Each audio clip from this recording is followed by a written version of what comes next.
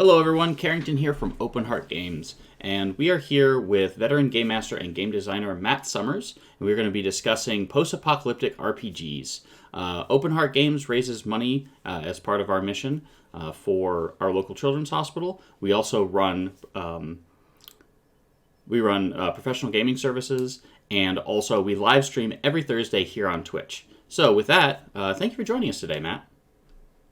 Hey, Karington, how's it going? Not too bad. So why don't you tell us a little bit about yourself?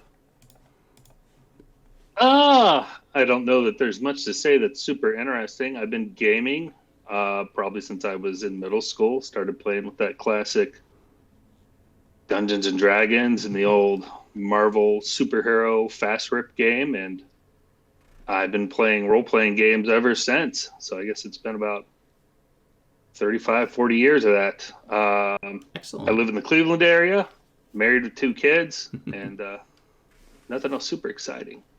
Excellent. And so, how did you get your start in game mastering, and why do you stay? I think at the end of the day, I do it because I want to play, Mm-hmm. and I'm a little bit more of an extrovert than a lot of my other friends, and I like all the stuff that has to do with running a game, the world building, making puzzles. I'm pretty comfortable reaching out, making things happen. But it all got started in college. I went to Purdue. There was a thing called the Fantasy Club. We met every week, and we always needed 6 to 8 dungeon masters every Saturday night. So Wow, that's a lot. yeah, it was a constant cycle of it was very much every week you had to, get out and get back again. So it was very much an anthology. So you got to build your DM muscles. Certainly. So when you ran, I'm just kind of curious. Did you just kind of run like self-contained, almost like modules, like per session, and then like go on, or was it like a long continuing campaign, or kind of a combination thereof? For the most part, it was set on like this.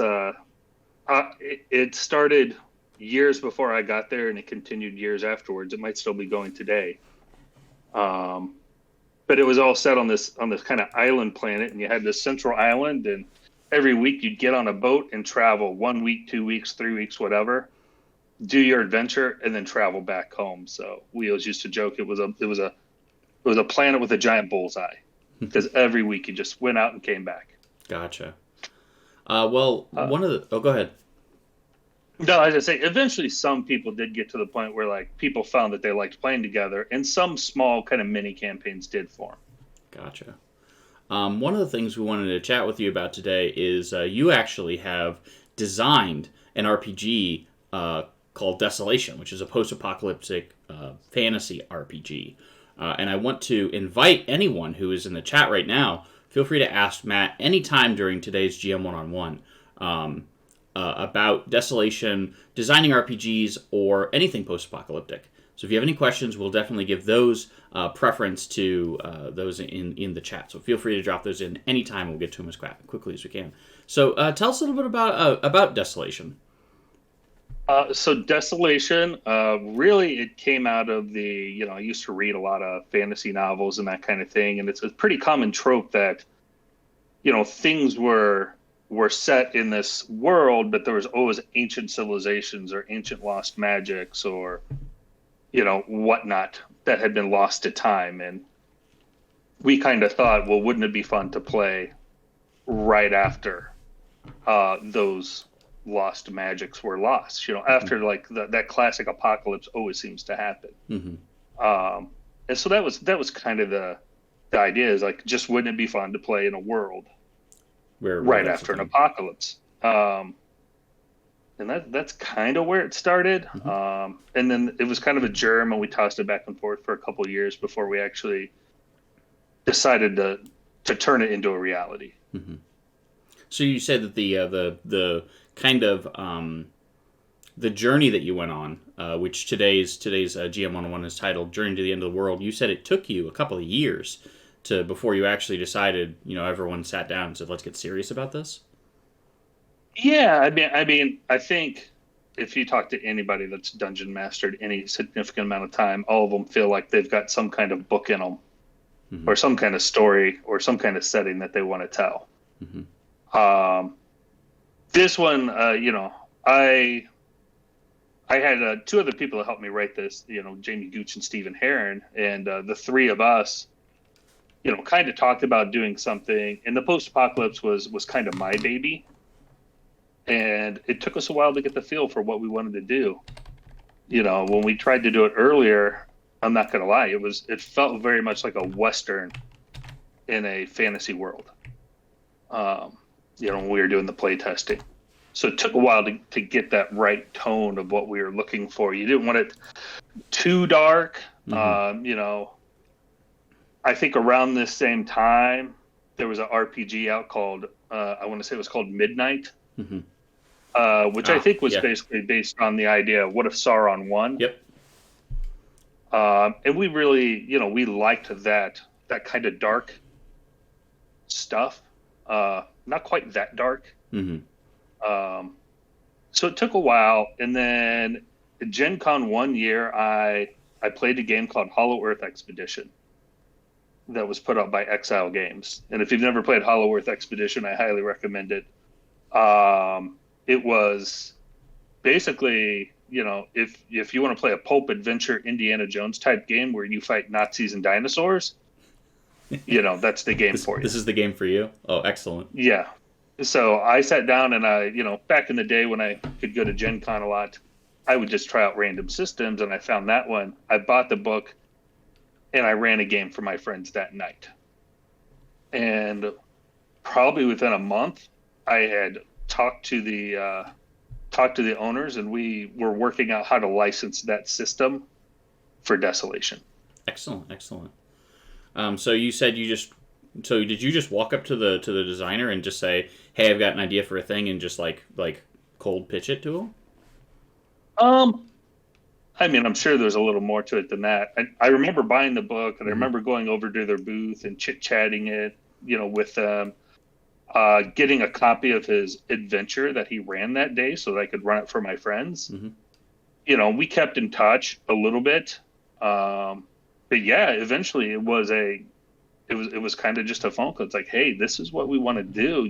Would you be open to this? Yeah, I think that's really important, is to for people who have as you said, a book in them or some kind of creative thing. Sometimes you just have to put yourself out there and go talk to those people, because those people are hungry for that material and whatnot. And the answer is always no unless you ask, right? Right. You don't make any shot you don't take. Absolutely. But yeah, and what I found is just about anybody in the gaming industry, they want to help other people trying to get started. Absolutely. Yeah, it's definitely a very passion-filled industry. Now, I think I turned around the other day and realized that I've been working in and around the industry for about 13 years, and it's definitely like that. Like, everyone who goes to market, like it's there is some competition, but like the people, when they go to a big convention like Gen Con, they go over to the their competition's booth, and they're like, "Ooh, what game did you make? Oh, that's really cool. Look at the game that we made." And like there's a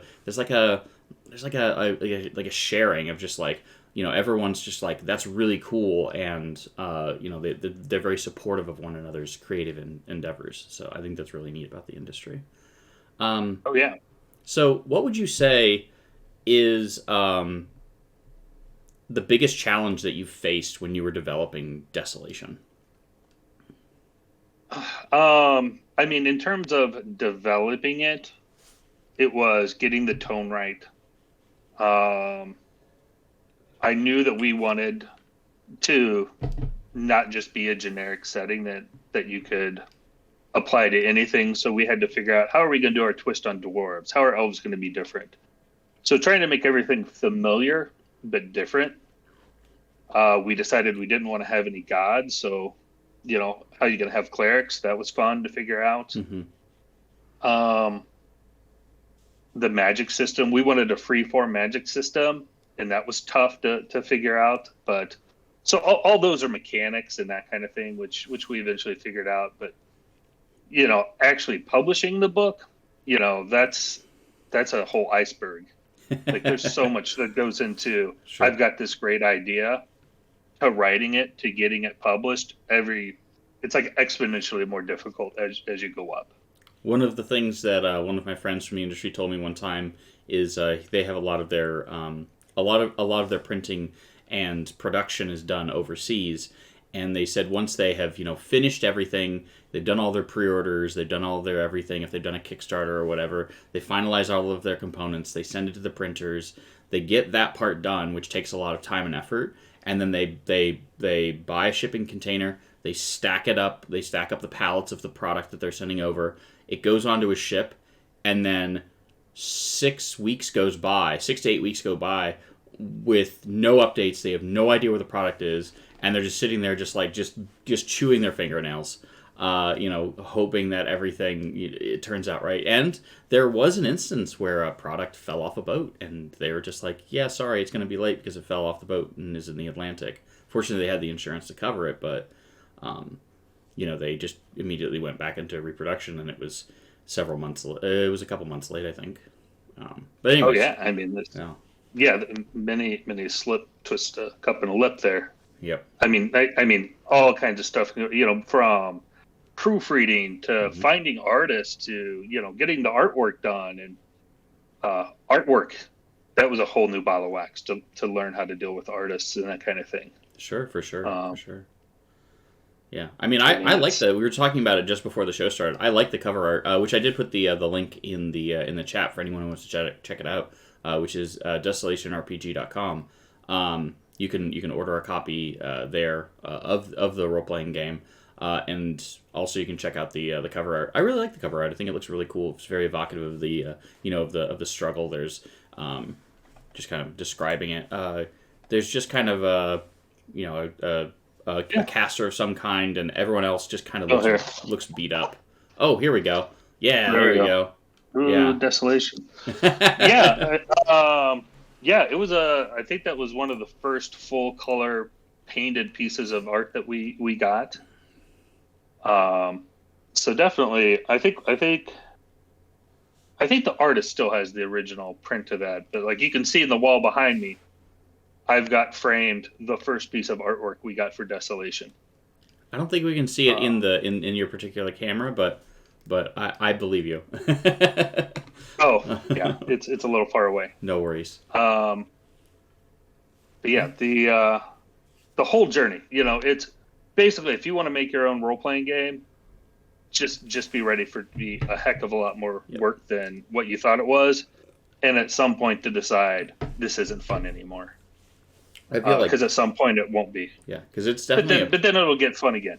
Yep, it's definitely a project. Like, because there's so many things that you think about, and you're like, yeah, I can probably do all of this, and then there's more on top of that, like you mentioned, the artwork and the production and all of that stuff. Like, it's definitely, it's a business project, right? So it is. It takes a team. Sure. I was fortunate that the two other guys I did this with, one of them is a professional. Both of them are professional writers. One of them is a professional editor as well, which was super helpful.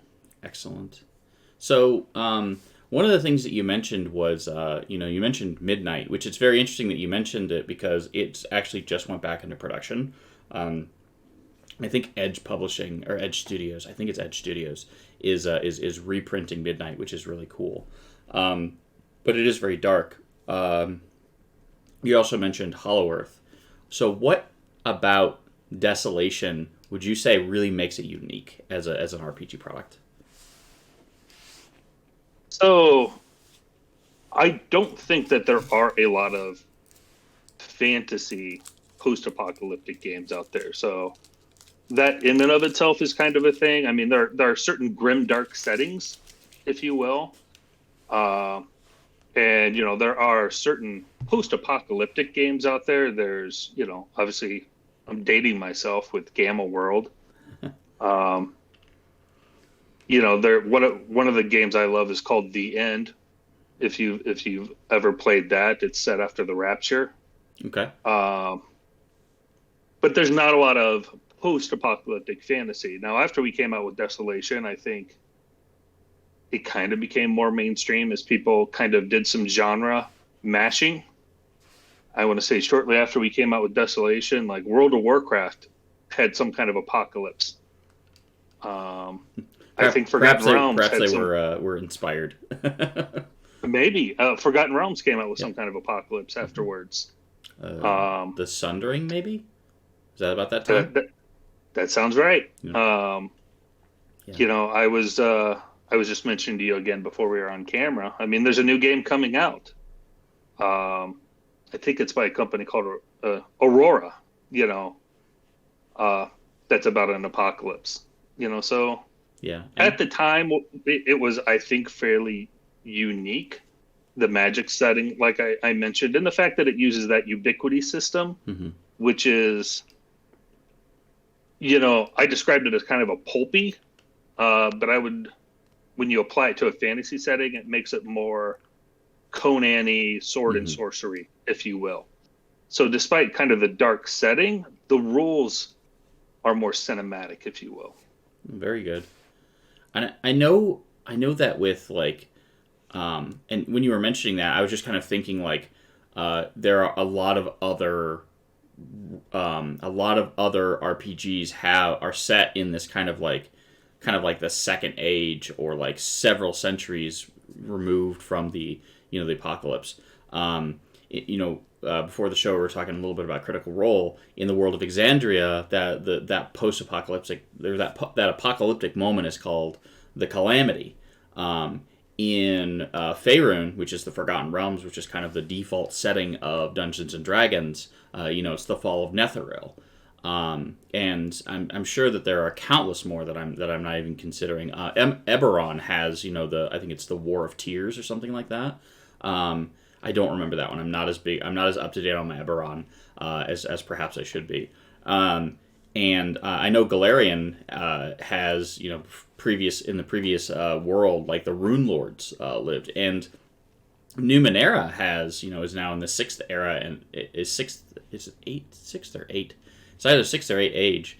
Oh, it's the ninth world. That's what it is. The ninth world, because there have been 8 previous iterations of Earth. So I mean, I think that Desolation is really, really, really cool in that it's all of those other things I mentioned are just kind of in the background, and they happen so far behind that it's just like ancient history. It's like the fall of Rome, whereas the time that the players are playing is like now, where it's millennia removed.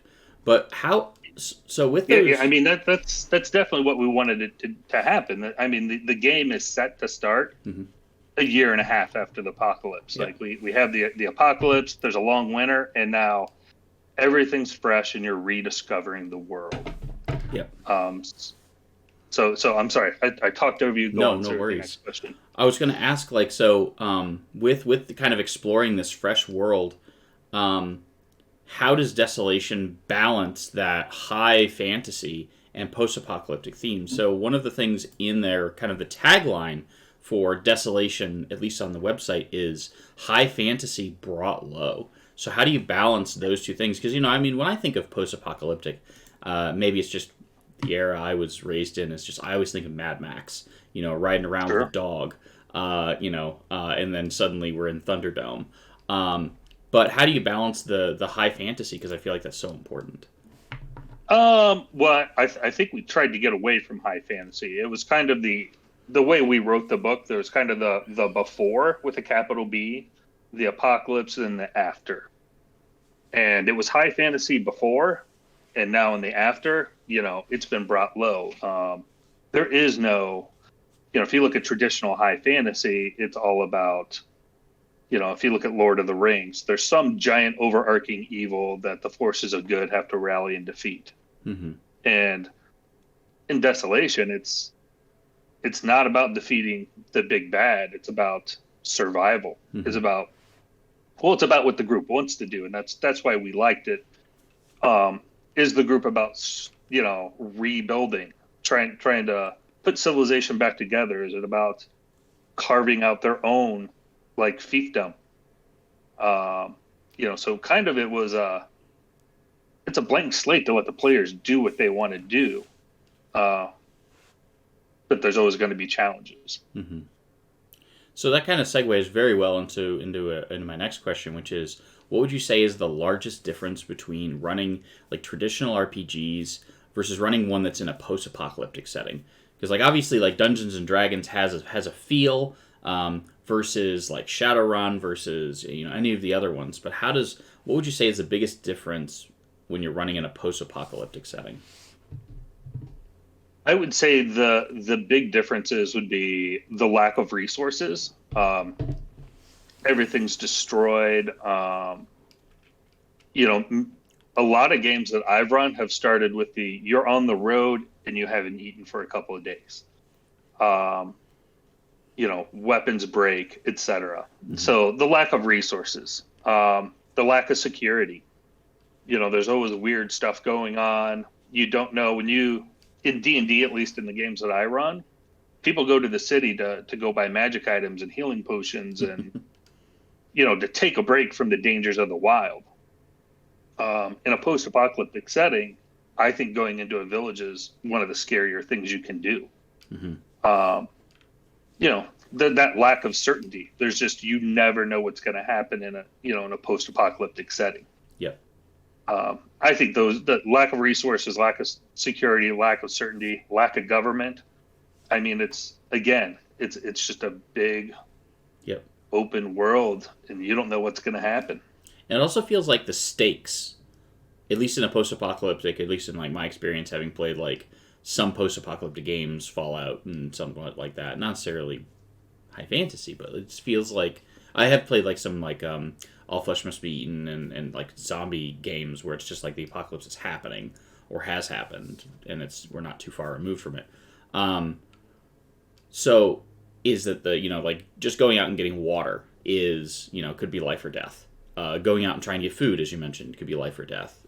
Trying to find shelter could be life or death. Like every decision you make and where you go, as opposed to like in Dungeons and Dragons, oh no, we're out of food, and the cleric just casts create food and water, and then the party eats it, and then everyone's happy. Maybe the wizard uses prestidigitation to add a little bit of sriracha sauce to his, and then they just go about their merry way.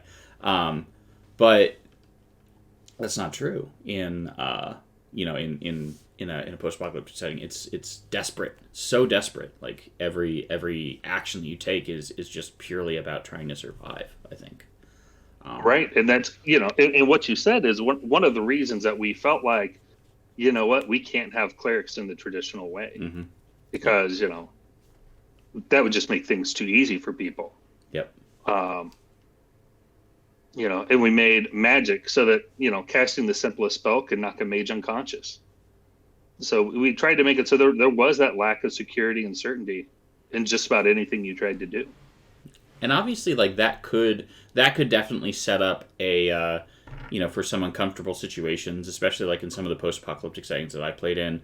Like, I mean, you look at The Walking Dead, and there might be, people who are totalitarian, or they're just awful people, who are in control, who are trying to create, like the governor is a good example of someone who's just a terrible villain, and that may create some uncomfortable situations. So what would you say is a good way to set player expectations when they're playing in a post-apocalyptic world like Desolation, so that they know what they're getting into?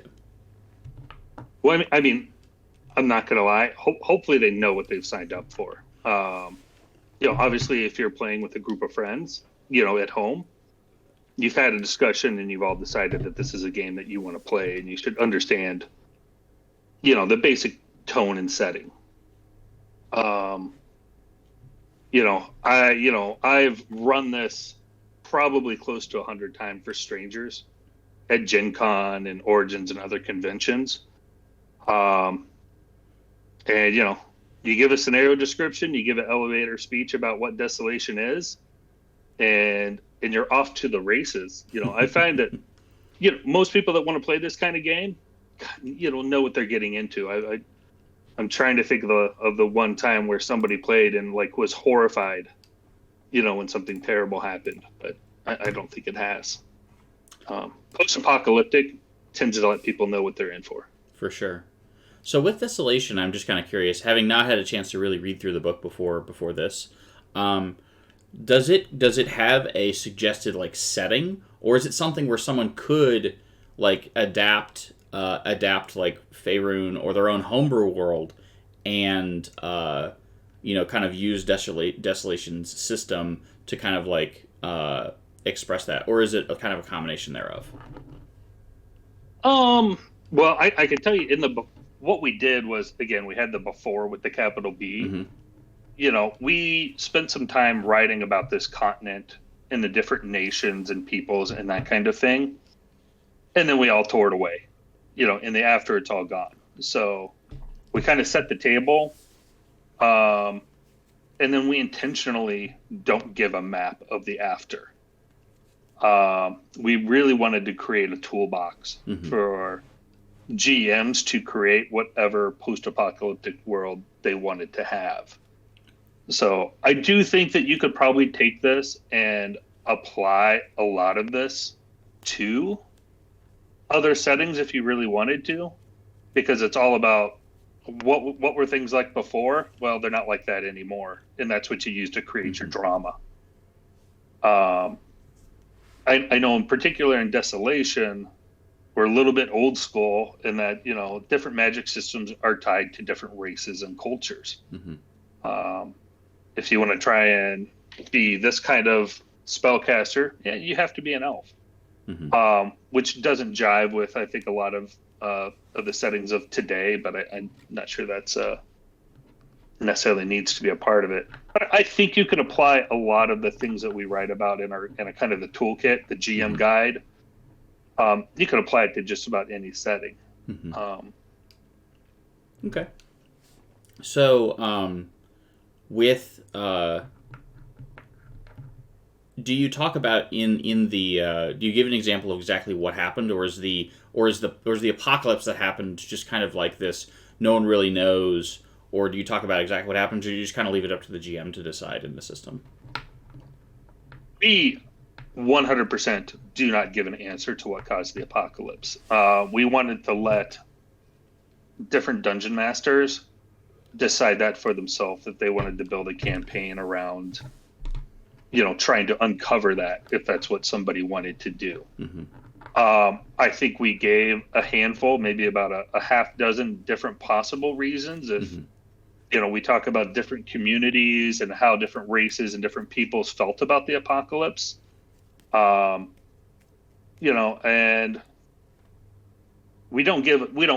the long story is we don't give a good reason. A lot of people think it's obviously because of magic. I think we tried to make spellcasters kind of a pariah in the after. But again, magic is everything's a double-edged sword.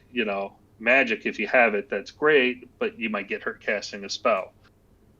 People might blame you on causing the apocalypse, but they also might need your special abilities to do something. Everything is a double-edged sword. To me, it's like, if you have really nice equipment, everybody's going to want to steal it.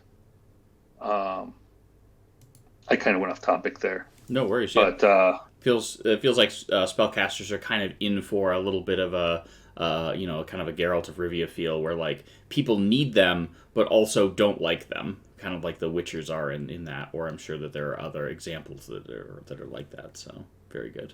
For sure. I mean, we definitely, we give a bunch of sample settlements and communities that you might want to stumble on, and one of the things that we make sure we spell out is what's their opinion of magic? How are they going to treat a spellcaster? And I would say the majority of them they're going to smash your hand on an anvil if they see you cast a spell. Yikes. But yeah, we definitely were trying to create a toolkit and let people make their own post-apocalyptic worlds. We just wanted to give them all the pieces and parts to build it the way they want to build. They want to play it. So we talked a little bit earlier about like that, that desperation that you see that's prevalent in post-apocalyptic RPGs. How do you create, build, and maintain that aura of tension and desperation when you're running a post-apocalyptic RPG?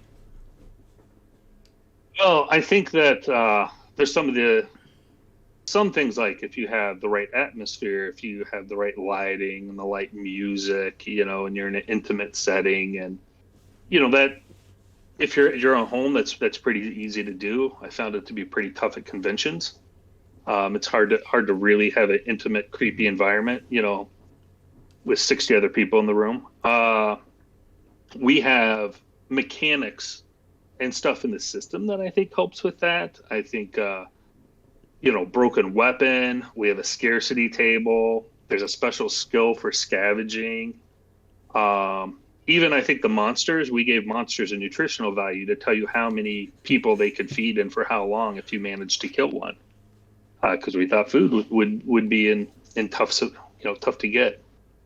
But I mean, at the end of the day, it's like running any other kind of game. It's about tone. It's about pacing and description.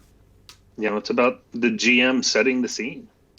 And for as much as it's like any good horror movie, I personally, when I run my game, I think there's a lot of humor built in to try and break that tension a little bit. Mm-hmm. You build up, you make a laugh, and then something terrible happens. Yeah, I think most of it's on, like anything else, on the Dungeon Master's shoulders. Absolutely. We have a question from our Twitch chat here, from AHES 2021. Were there any ideas that you had initially that did not make it into the final product when you created Desolation? I'm sure there were. I mean, it's been 12, 13 years since we started doing this, like I said. I love Westerns. So there were some very Western-y, vibey things that I think didn't make it. We had to get rid of some stuff. When we went to Ubiquity, I think when we were originally writing this, we had it with the eye of the open source, D20 stuff was kind of the way we were going. So we had built like some special, oh my gosh, it's been a long time. You could be a certain class, a prestige class. Is that what they were called back in the day? That sounds right.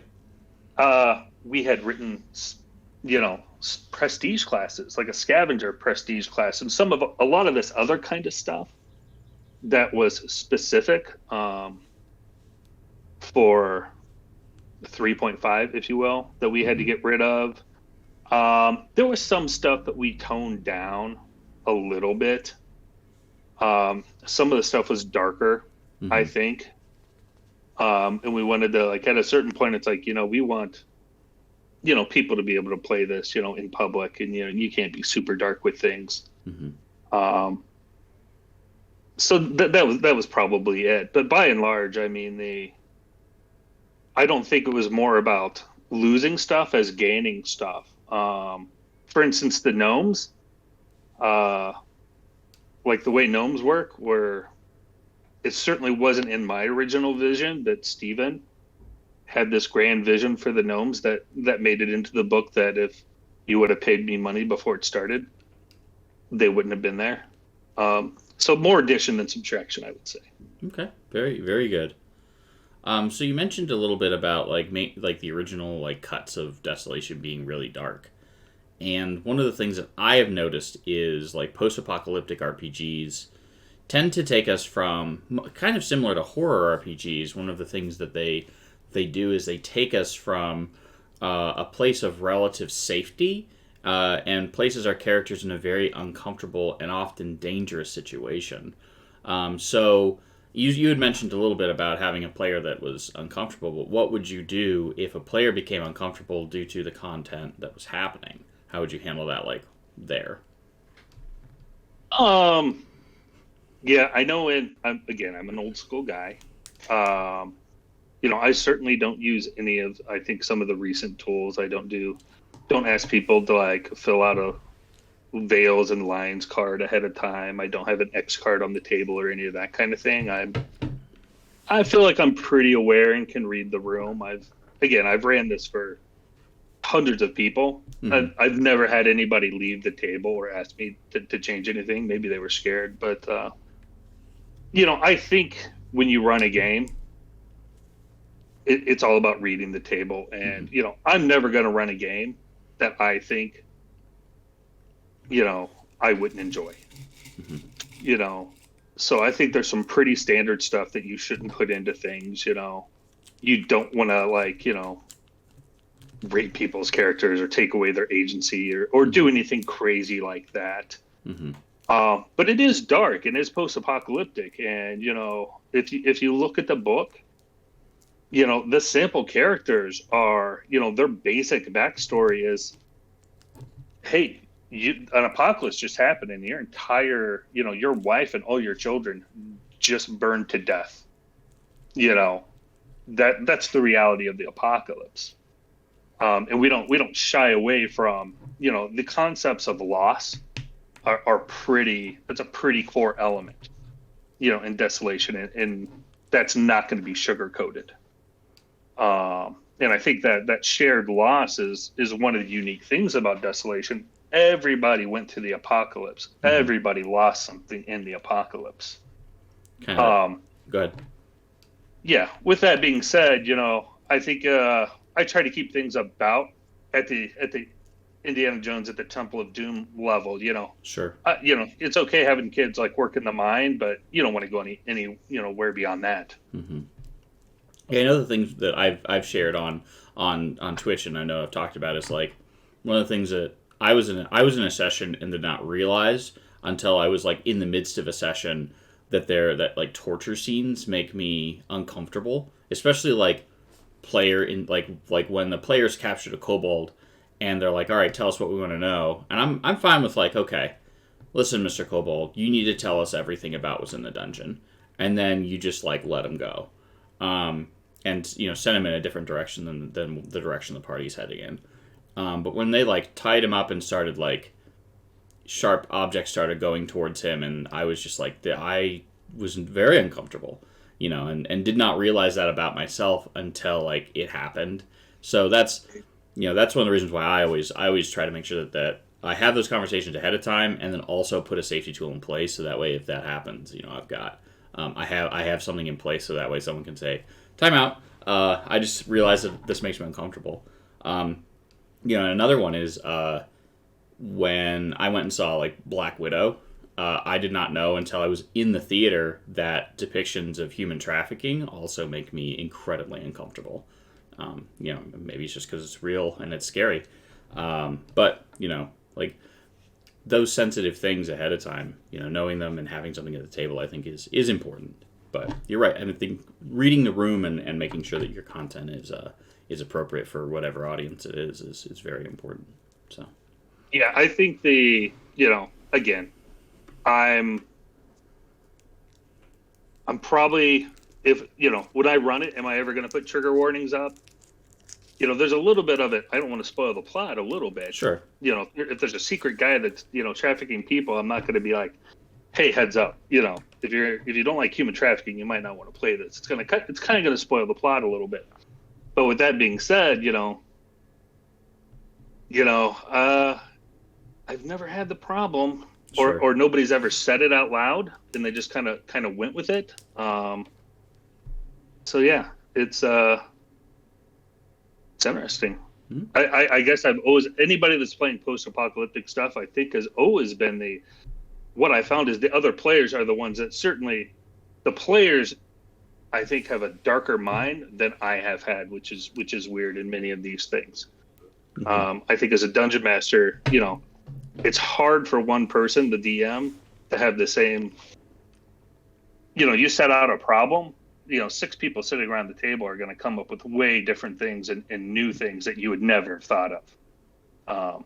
And that certainly holds true in the apocalypse as well. So what would you say are go ahead, sorry. I was going to say, and they could be dark. Yep. No,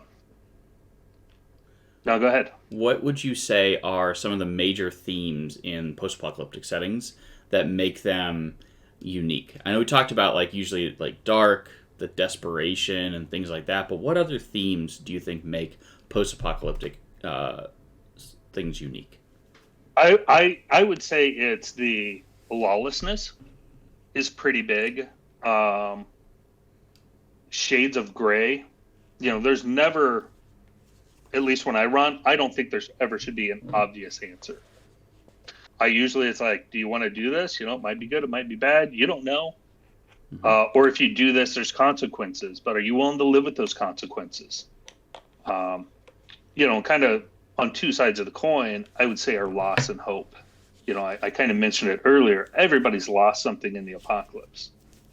Now the question is, now that there's a new world, you know, some people have hope, some people just want to survive. So I think hope is a big deal. So but for me personally, I like the shades of gray.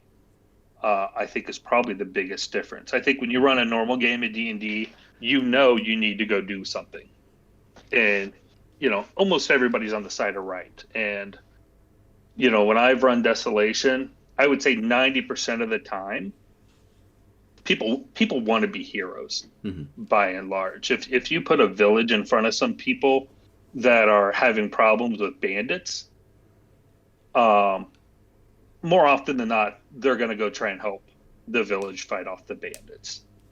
But not always, I found that a post-apocalypse is a lot like a zombie movie. Zombies aren't the most interesting monster in the world, but zombie movies and stuff are very, very popular. And I don't think it's people think zombies are super cool. I think it's because of the situation that zombies put people in. You kind of peel away the onion and you see the real person and how people would really react in certain situations. And the apocalypse is the same way. You mentioned The Walking Dead earlier. How many times have if you watched the TV show or read the comic book, have you seen that main character try to do the right thing and not do the most expedient or quote unquote dirty thing? But 2 episodes later, he ends up doing that dirty thing that if he just would have done it to start with, a lot of this stuff would have been avoided. Yeah. And some people have that mindset when you play the post-apocalyptic, we got to survive. That's the most important thing. Or is it, no, without laws and morals, civilization, what's the point? So you get all those competing ideas, and that's what's interesting to see. Yeah, I mean, I also like the fact that what you said about, like, it is about loss, but it's also about hope. Like, it's almost like that that scene from, and a lot of my references are pop culture references, and I use those as kind of a to relate. But in Guardians of the Galaxy, when he says, "I look around and what do I see? I see losers." I mean, people who have lost stuff, and lost other people. But I feel like that creates a really strong bond for the party. And a really strong motivation of just wanting to survive, and I think that that's something that game masters can take note. Like you can definitely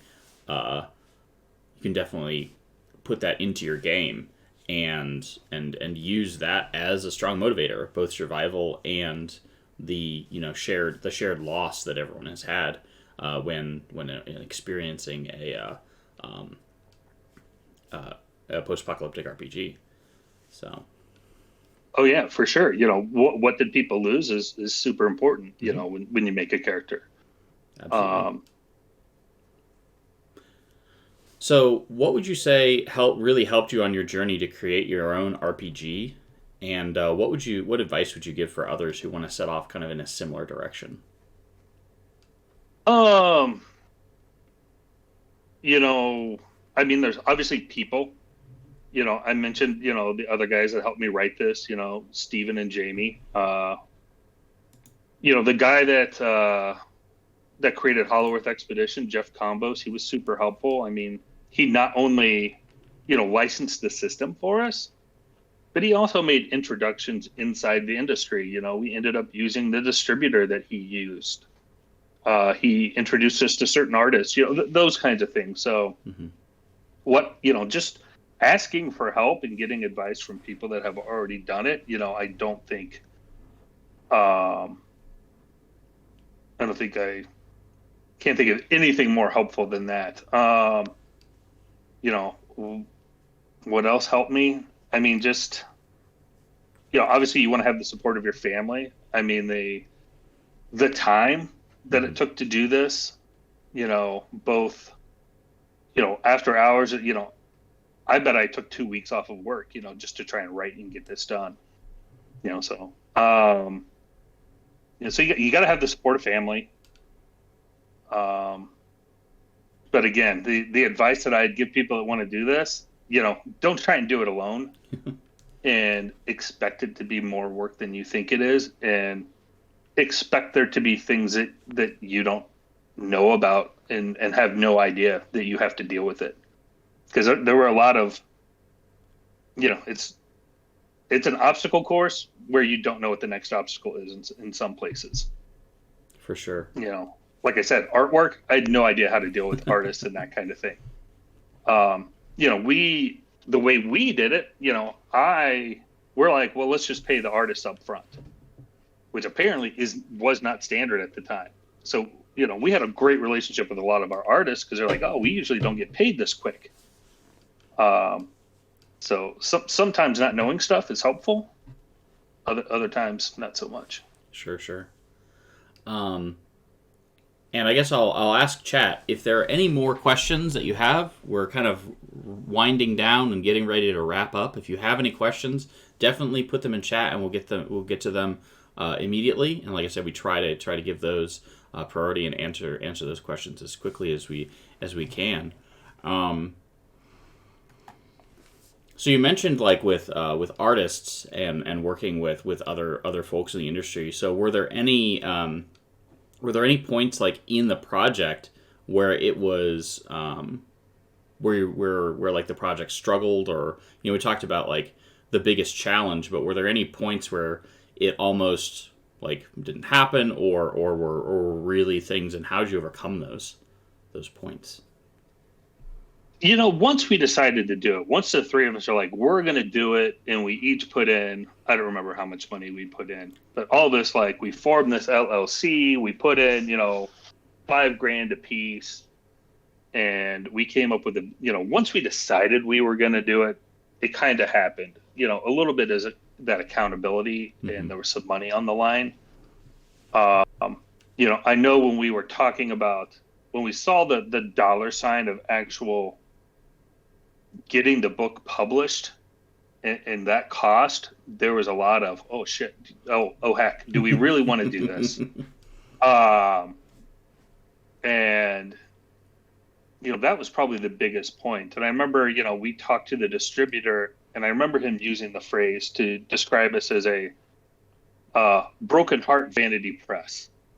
He's like, because he's like, we'll do it, we'll distribute it, but I hope you're not thinking of like becoming the next D&D, because, I think the highway of the role-playing world is littered with self-published people that think they're going to take the world by storm. So we kind of took that broken heart vanity press to heart a little bit. None of us expected to be able to quit our day job. None of us expected, to become full-time gaming industry people based off of this. We did end up publishing this book, and then we published another one a year later, like a supplement, and a second supplement a year later. And that is a piece of advice now that I think about it, is if you're going to release a book, have a second one in the chamber. Because trying to get another one out in the span of the year was tough.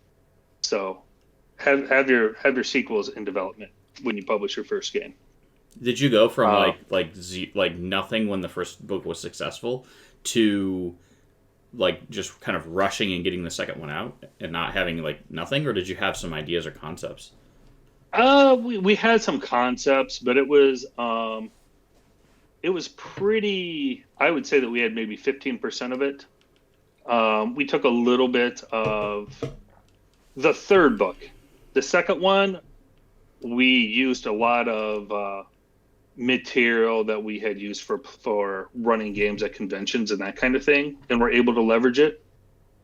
But I think the second game, we had to just like put our heads down and like get it written, because we're like, yeah, the publisher distributor's like, yeah, you're going to want to have a follow-up book. And we took that to heart and we got it done. And then the third one was, all right, what do we have written that we can use and make another book rather than work this hard again? And then after we did that second book, then, I kind of mentioned earlier that Desolation was kind of my baby.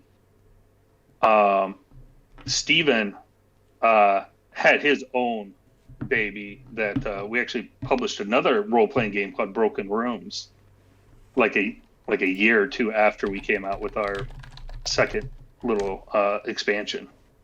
So there's Desolation floating out there, and then there's Broken Rooms floating out there, and then after that, our real life kind of came a calling, and we haven't really published anything since.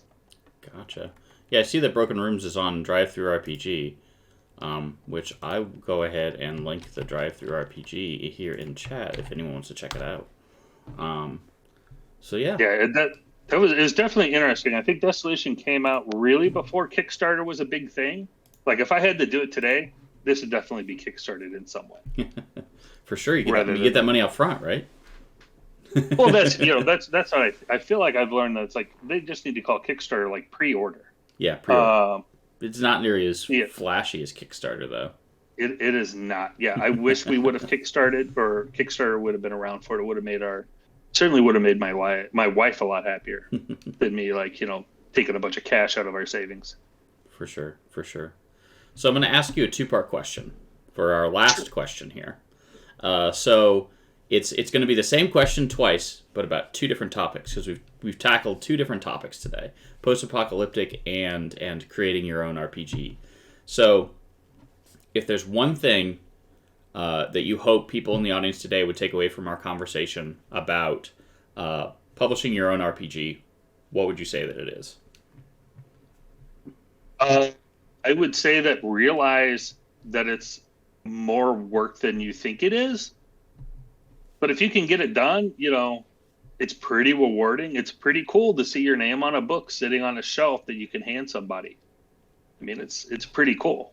But it's don't try and do it alone.